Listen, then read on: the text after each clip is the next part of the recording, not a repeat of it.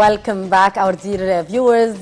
Today is a very special day, actually, in Egypt. The sun alignment on the statue of King Ramesses II in Abu Simbel Temple, a very unique phenomenon which Egypt is witnessing twice a year on the 22nd of February and the 22nd of October. People from around the globe are witnessing this phenomenon, and of course that is representing a great pride for all Egyptians since our great pharaohs were aware of everything. We're aware of very special astronomical phenomenon. We're very aware of the beauty of Egypt, of course, that we are still witnessing, and we are having a duty to promote, to increase the number of tourists who should be coming to our country to watch these great monuments and these great events. To shed more light on that, we are very much delighted to have our dear guest in the studio, Mr. Ilhamy Zayat, our tourism expert. Good morning, sir. Morning. Good morning, sir, and Good thank you for joining us. Sir, of course, as Mahisti said, this is a great phenomena and a very important phenomena.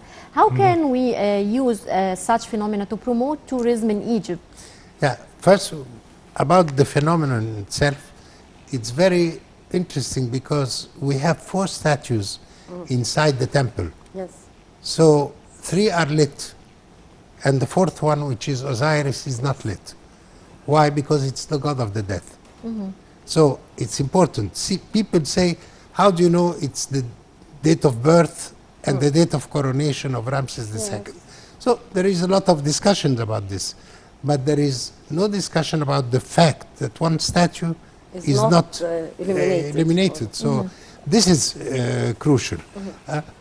Should we promote it? Absolutely, yes. But we have limitation also in terms of promoting this. Why? Because when I promote, I have to be able to deliver the product. I have to be able to take people there enough as the promotion will bring. But we don't have enough hotel. We have 1 hotel. Yes. We have the 2 or 3 boats now functioning behind the dam, which can host people for overnight, because the whole idea, you have to wake up and be there at 5 o'clock. Yes, and today they started to go since 3 a.m. Exactly. So if you are later than that, you can't, you won't watch anything, you won't watch because it's a phenomenon that lasts between 7 and 8 minutes. Yes. So if you're not, and then people are pushing each other right now. And then we don't have enough airplane flying there. Okay. So this is one thing. It doesn't mean we shouldn't promote. We should promote, because when you promote, you will encourage the people who have a hotel there to increase their capacity, or airlines to fly even for the occasion. Fly early morning and return after the phenomenon. Because even our flag carrier can still do Europe. If they fly 3 o'clock, they will return by 6, and they can be in Cairo and fly somewhere else at 9 o'clock. So it's possible to arrange, but you have to promote. How can we promote it? Yes. And that's your initial question. Yes. We have to promote it first through the scientific people who are interested in the museums, because you have friends of all museums around the world. You can promote it there. Because in the general media, nobody will really watch it. National Geographic, you can promote it in the things that are of interest for the people who come. And now we have another reason to promote it, is that we have the Grand Egyptian Museum. Of course. And if it's opening next year, prior to October 22nd, it will be a very good opportunity to promote together, because you can do it before and after. Yes. Allow me to take it from here, Mr. Ilhamy. How can we do that? How can we do this great combination? Because we do have a lot to market here. Absolutely. But we have to go through the travel agents. I mean, there is no other way, or the tour operator overseas, or to the specialized tour operators. And I'll tell you one thing. I was just in New Zealand and Australia, and the interest for the Grand Egyptian Museum exceed anything, without even us promoting it, it exceeds anything you can think of. Of course. The interest in the United States, Canada, UK is beyond imagination. So all what you have to do is say, we have to set the dates of the grand opening, because this is important. Of course, to market. We have to know the precise date, and because there will be too many heads of states, etc. It will be a very big event. And then we have to promote it through specialized people, telling them before and after. And that's one thing people cannot book through .com. This is important. So they'll have to come to us, and they have to go to the tour operator to book it. Right. Well, sir, there's also another very important event taking place this month in Luxor, which is Opera Aida. Two performances will be taking place on the 26th and the 28th at the Temple of Hatshepsut. Yes. So how do you think we can also promote this and promote Luxor through these two important events? This is a problem, because I heard about Opera Aida, but I don't have anything. I don't know when, who are the singers, because that's important. And this we should have known really 1.5 to 2 years in advance, because the people who come specifically for the opera are sophisticated people, and they come for the name of the singer. It's like if you go to Fairuz, or you will go for a concert because this is the singer, or this is the violinist, or this is. So we have to know who is the singer. If it's just Opera Aida, because Opera Aida is different from others, it's a show. So it's very appropriate to have it in Hatshepsut, and nowhere else you can have it in Luxor except Hatshepsut, because it's huge. It's huge, you can It have needs a big theater. Exactly. And the natural theater. You can, and then it was during the New Kingdom, that's the time it all in the legend The play, yes. happened. So you can play it there. The opera itself, as I said, attracts because it's an opera of show. So the bigger the show, but you have to send some information. Opera Aida specifically is very popular to all, I mean, Egyptians and non-Egyptians. I mean, Absolutely. you will find Egyptians going to attend also. I'll tell you one thing. Opera Aida has been played 27 times every summer in Verona, in Italy, since 1928, every summer, except during the Second World War, which confirms what you said. It's famous, and all people know about it. And it's a legend. If I talk to you about Carmen or other opera, La Traviata, if you don't know the story, or it doesn't, okay, it's nice, but I like it, so I will go and listen to it. But Opera Aida, it's a story or a legend about Egypt. Who doesn't know Egypt? That's the big advantage. And we have to make use of it by getting more information. The organizers failed to send information to us. So how can I promote something I don't know about? Yes. Sir, a very important point here that we are raising is the marketing of Egypt worldwide, and opening new destinations and opening new destinations that we should be targeting for tourists to come to Egypt, not only the old or the Western countries, maybe for Latin America, maybe for Asian tourists, which I do see a lot of Asian tourists are coming to Egypt nowadays. So how to open new markets here? Opening new market in itself will come after developing the existing markets, especially that the existing markets are coming back. Yes. There is a big flux of US citizens, of Canadian, and that's a very good sign. You mentioned South America. Yes, they are coming. They are coming, because I know it for a fact.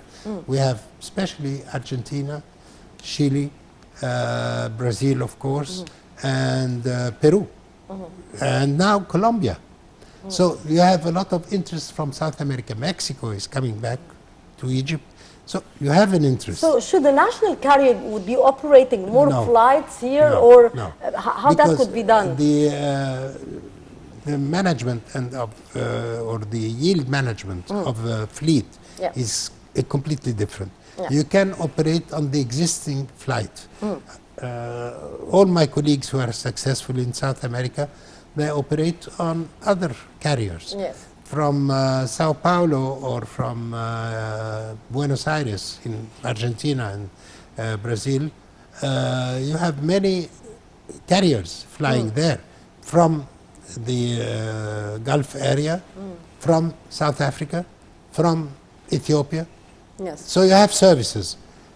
Besides the usual or the old one who used to fly, like the French, the British, and so you have carriers flying there. Before the issue was finding seats. Now it's no longer an issue. Now the issue is promotion. So again, how to promote? Yes.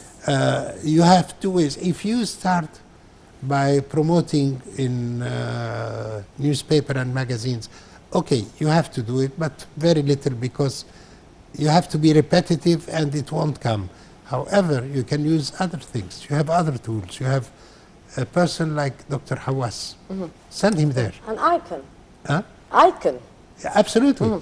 And Zahi has the capacity of attracting people. Indeed. And I used him since '92, not as me, as head of the Tourism Association at the time. And he is great when he speaks. Indeed. And he attracts people, and especially in that part of the world. I just came back from Australia and New Zealand. When is Zahi coming? They were asking there. Yes. I worked one day a whole program with Argentina, Colombia, Peru, and he was going to go there. But unfortunately, things has changed in 2016. But it was all set to go. And they need him for lectures, not in one place. I mean, if they know he's going somewhere to lecture in a, let's say, in a museum, immediately you will find the university asking him the same day. So I used to have him give lecture twice per day. And why is lecture good? Because you don't say, come to Egypt. You make it appealing for them to put further questions. Talking about archaeology and the new discoveries. And it's different from paying for an ad when you say, come to Egypt. No, you don't tell them It's anything. publicity, sort of publicity. Exactly. This is the intelligent PR you can do. Football is in a PR thing. If you get good football players, Mohamed Salah is doing a lot for Egypt. Yes. Yeah. Yes. So, he's an icon of sports. He can be exactly. used as an icon in sports. And He's an international figure exactly. now in And sports. he himself now, all the Brits are talking about him. The only game he did not go, they didn't win. The day before yesterday. Yes. So, and the people were saying, where is Mo Salah? Yes. I'm very proud. Definitely. And this is PR. Yes. So how can we use our icons here, sir, in order to promote for the tourism and via different social media? That's true. That's true.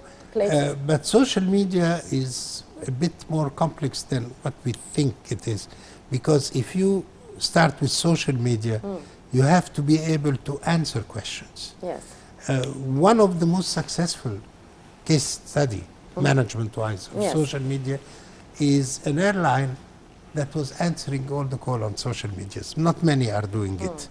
So if somebody asks you a question, you have to be able to reply. Yes, indeed. You know, what do I need in this case to promote tourism? I need knowledgeable people about the product and about the social media. Where would you find them? I You think have to train that them. should be We done. have It's a very Exactly, I important agree with parameter you. This now. you have to find them, and you have to pay them in consequence. Of course. Yeah. Right. Sir, as a tourism expert, how far do you think we are back on track when it comes to tourism? I think the upcoming high season is fully booked almost by Yes. now. Except for Sharm, because it's part of Sinai and it's an image problem. But I have to accept, like everybody else, that But what- Luxor, I think, is 90% absolutely booked when it comes to hotels. Especially starting October, the season is good, and because also don't forget that on the Nile cruisers, about maybe 120 are operating out of 261. So it shows they are full, which is good. And the prices are higher. So it's more income. If you watch the results of the income for Egypt Yes, from the it has central increased bank, actually, 13 yes. million, billion dollars, that's more than 2010. What does this mean? Yes. That the quality of the people coming is higher because you have less number and more money. Yes. Yes. Sir, which tourist we are targeting now? Because I do see a lot in Egypt, unfortunately, packages which are offered maybe in many Western countries, which is with very minimal amount of money, with all inclusive packages. And which tourists here we are targeting? Cultural and conference. This is money. Of course, because Okay. the beach tourism is Exactly. It is what it is because you have an excess of offer, of supply in terms of rooms. yes. So the people have to go for cheaper rates. It's a fight. But when you have less rooms, people are fighting to come to your destination. And then they pay more money to come to your destination. So what we have now is this phenomenon. We increase, and I always was saying, don't worry, when the government wanted to increase the departure tax to $25, Yes. some of my colleagues say no, tourists will go somewhere else. It's not true because we increased it, they are coming. Now, everything increased, electricity increased. Yes. So they had to increase the price of hotels, even in It's normal. Hurghada and Sharm, normal, etc. yes. But I'm not that worried about the low cost because they still fill in some empty rooms. And what does it do? It creates jobs. So if it doesn't bring you a lot of income, it creates Create jobs. job And opportunities. this I is think important. most of the people who were working in tourism went back to their work now. Not all of them. Not all of them. But This most is, of them. the less experienced, yes. Those who didn't find a lot of jobs somewhere else. But I'll tell you one thing, and this I was saying, many Egyptians left either to other professions Yes. or left to other countries. If Yeah. you go to any Arab country now, From the the tourism hotels sector. are Egyptians. Yes. I mean, this Good experience, of course. and not them only to- this, these people send back dollars to your country. Yeah. I They mean, went to so European countries and some European, Arab. some American, some countries. Australians, a lot of, Yes. but also to Arab countries. And a lot of them are working in Europe now, but not as immigrants, as Yes. expatriates. Yes. Right. Which means that they one day will return back. So what they are doing, they send their savings back to Egypt. Yes. That's why the remittances of expatriates Egyptian working overseas is increased to $29 billion. Yes. Yes.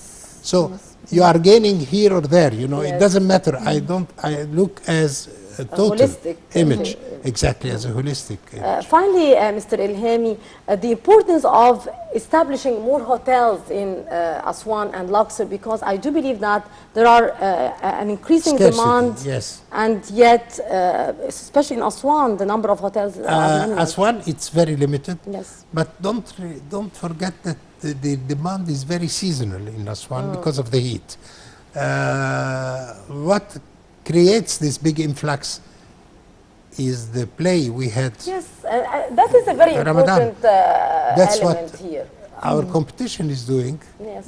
And you see all the movies from India and Turkey. Yeah. I mean, all women are watching these movies. Yes. Right. So we have to go back to what we were number one. It's movies. Yes. We have to produce. Before we wrap it up, I would like to talk about the inauguration of the Grand Egyptian Museum, Yes. which is the upcoming big event here in Egypt in 2020. How far do you think this is a good event that would be attract tourists to Egypt, and how can we promote this? Listen, we have to promote the event itself. You cannot promote because of security. You'll have heads of states. but you will promote before and after, Yeah. and using the 22nd of October, it's around this date. If it is, it would be very, very good. But the Grand Egyptian Museum is the best thing that could have course. ever happened to Egypt. Definitely. I gave 9 lectures in Australia, New Zealand, in United States, and people, I showed them only the room where they fix, they restore all the objects of Yes. Tutankhamun. It's absolutely, and all this I is done think by these Egyptian. footages and these lectures are very important, Absolutely. the best marketing ever. And that I tell we you, will I'm be not doing. telling them, and I had people coming and say, how can we come to Egypt?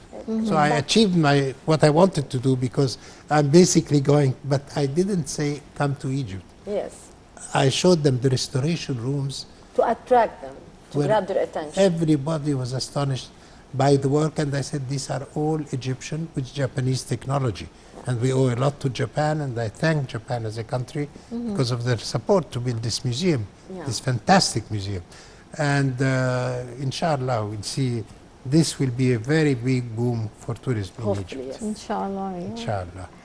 Right, Mr. Ilhamy Zayat, our tourism expert, thank you very much for your presence and for your insight. Thank you. Thank you, sir. Always a pleasure. Thank you. And our dear viewers, a short break, and after that, we'll be back to resume the segment of the breakfast show. So don't go away.